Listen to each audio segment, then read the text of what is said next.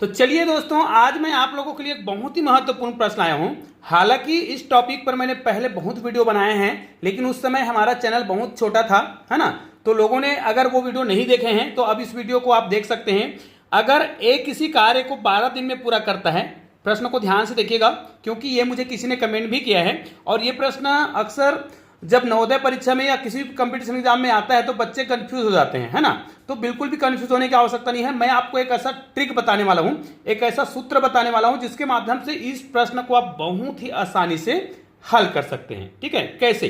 देखिए, ए किसी कार्य को 12 दिन में पूरा करता है और ए की तुलना में बी 60% अधिक कार्यकुशल है। इसका मतलब यह है कि बी की कार्य करने की जो क्षमता है, ध्यान दीजिएगा, और ए के कार्य करने की जो क्षमता है, आपको इसको ध्यान से पढ़ना है।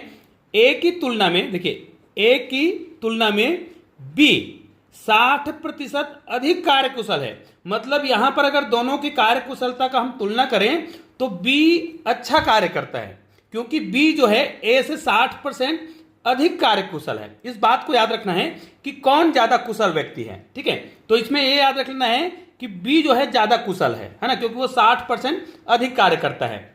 अब क्या करना है, उसी कार्य को पूरा करने में बी कितना दिन लेगा, है ना, जबकि ए कितना दिन लेता है, 12 दिन लेता है। बहुत ही सिंपल है। इस प्रश्न को बनाने के लिए आपको क्या करना है, दोनों की जो क्षमता है, यहां पर देखिए ये ए है और यहां पर हम निकालते हैं दोनों का अनुपात, ये बी है। ए और बी के कार्य करने का जो क्षमता है, तो देखिए आज मैं आपको एक क्षमता पर एक सूत्र बताने वाला हूं, है ना। ये जो क्षमता है, सॉरी ये क्षमता है ना, क्षमता पर हम आपको सूत्र बताने वाले हैं। तो यदि आपको ये क्षमता वाला सूत्र पता है, ध्यान दीजिएगा, आपको प्रश्न को बनाना कैसे है, प्रश्न बनाने से पहले आपको सूत्र याद होने चाहिए। तो मैं आपको एक सूत्र दे रहा हूं, TWE। अब याद रखिए, ये केवल एक सूत्र नहीं है, इस सूत्र से आप और भी बहुत सारे सूत्र बना सकते हैं। इसी को आपको क्या कर देना है, पलट लेना है। अब TW और E क्या है? T मतलब होता है समय, ठीक है, W मतलब होता है कार्य, E मतलब होता है क्षमता। ठीक है, तो इसको आप अलग अलग इस प्रकार भी हल कर सकते हैं। E बराबर क्या हो जाएगा, कार्य बटे T भी हो सकता है, या फिर सबसे महत्वपूर्ण जिसका उपयोग आप इस वीडियो में भी करने वाले हैं, है ना, कार्य बराबर इन दोनों को हम गुना कर देंगे तो T गुना E। अब ये तो आपको समझ आ गया होगा कि इन तीनों सूत्रों से आप बहुत प्रकार के प्रश्न को बना सकते हैं। केवल इसी प्रश्न की बात नहीं कर रहे हैं, इन 3 सूत्रों को यदि आपने याद कर लिया तो गणित के बहुत सारे प्रश्न बहुत आसानी से बन जाएंगे। अब देखिए इस प्रश्न को हम कैसे बनाएंगे। देखिए, ए किसी कार्य को 12 दिन में पूरा करता है, ए की तुलना में बी 60% अधिक कार्यकुशल है। मान लीजिए हम ये मानते हैं कि ए जो है 100% कार्य करता है, तो उसी कार्य को बी जो है 60% अधिक दक्ष है, कार्यकुशल है, तो 160% होगा। इन्हीं का हमें क्या निकाल लेना है, अनुपात निकाल लेना है। ठीक है, तो निश्चित रूप से दोनों संख्याओं को आप ध्यान से देख लीजिएगा। आपको इस उत्तर को लाने के लिए आपको भाग देना है, ऐसी संख्या से भाग देना है, दोनों तरफ आसानी से भाग चला जाए, आपको दशमलव में भाग नहीं देना है। तो चलिए, दोनों जो है 20 से भाग जाएगा, तो ये 20 पंचे 100 हो जाएगा, इसको हम भाग देंगे 20 अट्ठे 160। ठीक है, अब यहां पर जो अनुपात आया है ना, वो किसका अनुपात है, क्षमता का अनुपात है। और याद रखिए, अगर आप इसको उल्टा निकालेंगे, दिन का जो अनुपात है वो क्षमता के अनुपात के क्या होगा, जस्ट अपोजिट होगा, क्योंकि जिसमें ज्यादा जितनी क्षमता होगा वो उस कार्य को उतना कम दिनों में करेगा। कार्य करने की क्षमता और दिन वाला जो ऑप्शन होता है वो जस्ट अपोजिट होता है, क्योंकि अगर कोई व्यक्ति किसी कार्य को अच्छे से करता है तो वो कम दिनों में कर लेगा। तो अगर इसी को हम दिन के हिसाब से करें तो ये जस्ट क्या हो जाएगा, ये जो है उल्टा हो जाएगा।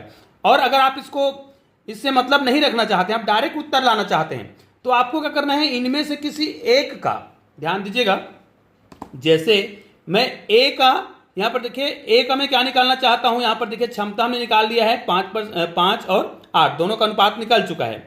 अब हम क्या करेंगे, यहां पर देखिए यदि ए किसी कार्य को 12 दिन में करता है तो हम इसका क्या निकालने वाले हैं, कार्य निकालने वाले हैं, हम इसका क्षमता के आधार पर कार्य निकालने वाले हैं। ठीक है, तो यहां पर यदि हम किसी एक का कार्य निकाल लेते हैं, अब कार्य हम किसका निकालेंगे, जिसका दिया हुआ है, तो ए का कार्य निकालेंगे तो हमें क्या करना पड़ेगा, यहां पर ए की ही क्षमता को लिखना है। ठीक है, कार्य निकाल रहे हैं तो हम ए की क्षमता को निकालेंगे और ए का ही समय रहेगा, ध्यान दीजिएगा, ए का समय और ए की ही क्षमता। तो ए की क्षमता कितनी है, 5 है। देखिए हम इसका कार्य निकाल रहे हैं। ये देखिए यहाँ पर सूत्र आपने लिखा है कार्य बराबर समय गुणित क्षमता। तो ये देखिए कार्य बराबर ये क्षमता है और ये समय है। तो ए का क्षमता कितना है, ए की क्षमता लिखेंगे 5 और ए का ही समय दिया हुआ है। ए का समय कितना दिया है 12। इस प्रकार भी आप बहुत आसानी से बना सकते हैं। यहां पर हम निकाल रहे हैं W और ये W किसके लिए है, ये ए के लिए है। ठीक है, तो ए के लिए हमने क्षमता और ए के लिए समय को जब हल किया तो हमारा उत्तर कितना आया 60 आया। ये देखिए ये आ गया है कार्य। अब आपको पता है कि कार्य तो दोनों को एक ही करना है, मतलब बी को भी यही काम करना है और ए को भी यही काम करना है, लेकिन दोनों की क्षमता अलग अलग है। अब मान लिया जाए हम बी के लिए निकालना चाहते हैं तो हम बी के लिए क्या निकालेंगे, बी के लिए हमें निकालना है समय। ध्यान दीजिएगा बी के लिए आपको समय निकालना है, कार्य नहीं निकालना है। कार्य तो दोनों के लिए सेम है, बी के लिए आपको क्या निकालना है, समय निकालना है। तो बी के लिए आप समय निकालेंगे तो उसके लिए क्या करना पड़ेगा, समय निकालने के लिए सूत्र क्या है, यहां पर दिया है कार्य, ये देखिए, और कार्य के बट्टे आप क्या निकालेंगे क्षमता। लेकिन यहां पर जो आप क्षमता लिखने वाले हैं, यहां पर जो क्षमता होगा जिसको हम ई लिख रहे हैं, यहां पर देखिए ये डब्ल्यू हो गया और ये ई हो गया। बी का निकाल रहे हैं तो आपको यहां पर बी का क्षमता लिखना पड़ेगा। कार्य क्या है, चूंकि कार्य दोनों को सेम करना है तो कार्य तो हमें दिया गया है 60 और क्षमता, अब हम यहां पर क्षमता बी का लिखेंगे तो बी का क्षमता यहां पर कितना दिया है 8 दिया हुआ है ना। तो हम इस विधि से ही बना सकते हैं, 8 से हम इसको भाग देंगे तो डायरेक्ट इसको आप भाग देना चाहें तो डायरेक्ट भी दे सकते हैं। ठीक है, तो यहां पर देखिए 8 सत्ते कितना हो जाएगा, 8 सत्ते 56। ठीक है, अब कितना बच गया है 4 बच गया है।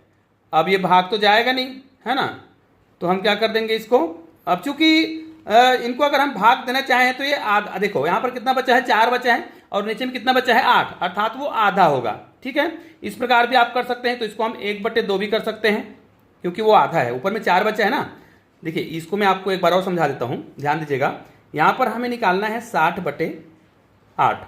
यदि आपसे भाग पूरा का पूरा नहीं जा रहा है तो आप इसको दूसरे तरीके से भी हल कर सकते हैं, है ना। चाहे तो आप इसको इस प्रकार भी भाग सकते हैं। देखिए हम इसको भाग दे रहे हैं 4 से, 4 दूनी 8। अब इसको हम भाग देंगे तो ये हो जाएगा 4 1 कम 4, कितना बच गया 2, कितना हो जाएगा 4 पंचे 20। अब हमारे पास क्या बच गया है यहाँ पर 15/2।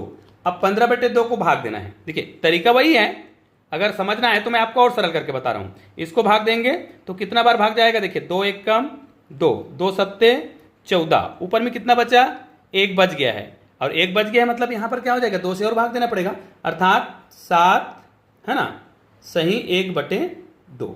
इस प्रकार आपका उत्तर आ जाएगा।